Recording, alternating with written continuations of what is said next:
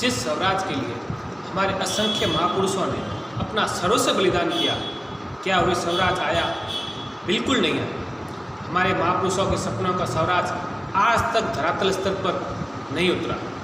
कई बार तो ऐसा लगता है कि पहले के राजतंत्र की व्यवस्थाएं वर्तमान कुव्यवस्थाओं से कई गुना अच्छी थी।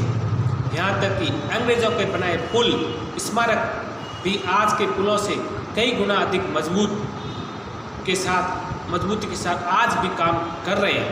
दूसरी ओर आज़ाद भारत के कई पुलों पर लाखों करोड़ों रुपए खर्च होते हैं और उनकी मजबूती की दशकों तक की गारंटी दी जाती है। उनमें से कुछ तो महज शिलान्यास से चंद दिन बाद पहली बरसात में बह जाते हैं। आज ये भी अर्थ सत्य है कि भारत में स्वराज, स्वभाषा, स्वदेशी, कानून का राज और लोकतंत्र कहने को है। कहाँ है लोकतंत्र? हाँ, बातों और किताबों में ज़रूर पढ़ने और सुनने को ये मिलता है, लेकिन हकीकत में अक्सर जन पर तंत्र, आम पर खास हावी होते हैं। स्वदेशी पर पाश्चात्य तंत्र हावी है, स्व शिक्षा पर अंग्रेजी शिक्षा हावी है, रोजगार पर मशीनी तंत्र हावी है, बाहुबली अमीर नेता हेतु कानूनी रियायतें और गरीब पर कानूनी तंत्र व डंडा हावी है, चरित्र पर चाटुकारिता हावी है। आज भाई भतीजावाद राजनीतिक और सरकार व्यवस्थाओं में अति मात्रा में बढ़ रहा है, और तो और ये बॉलीवुड और खेल जगत में भी बढ़ रहा है।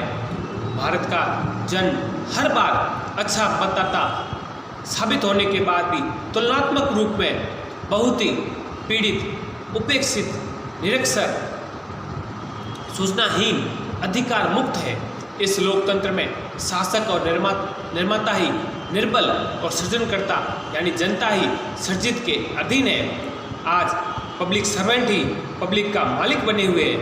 निकृष्ट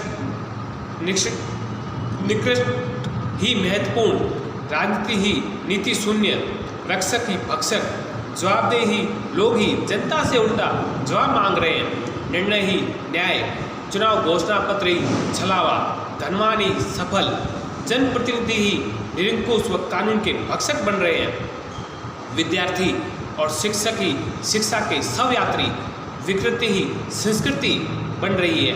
पहुँच ही पहचान है, भ्रष्टाचार ही शिष्टाचार बन रहा है, धर्माडंबर ही धर्म बन रहा है, संग्रह ही क्षमता ही साधुत्व है, पाखंड ही प्रवीणता बन रहा है, पुरस्कार ही पांडित्य व स्वजन ही हितार्थ ही परमार्थ बन रहा है, कमाई ही कैरियर बन रहा है, पैसा ही भगवान बन रहा है, किसी की मजबूरी ही किसी के लिए अवसर बन रही है, वैभव प्रदर्शन ही सामाजिकता, नग्नता ही फैशन, बड़ों से दुर्व्यवहार ही स्वतंत्रता, देश के खिलाफ बोलना ही अभिव्यक्ति की स्वतंत्रता, स्वास्थ्य तंत्र भी अमीरों का गुलाम बन रहा है, गरीब तो देसी इलाज और भगवान भरोसे ही है, फिर भी न जाने कैसे लोकतंत्र है। लोकतंत्र की परिभाषा जनता के द्वारा जनता के लिए शासन, जिसको आज के धरातल के परिप्रेक्ष्य में ये कहा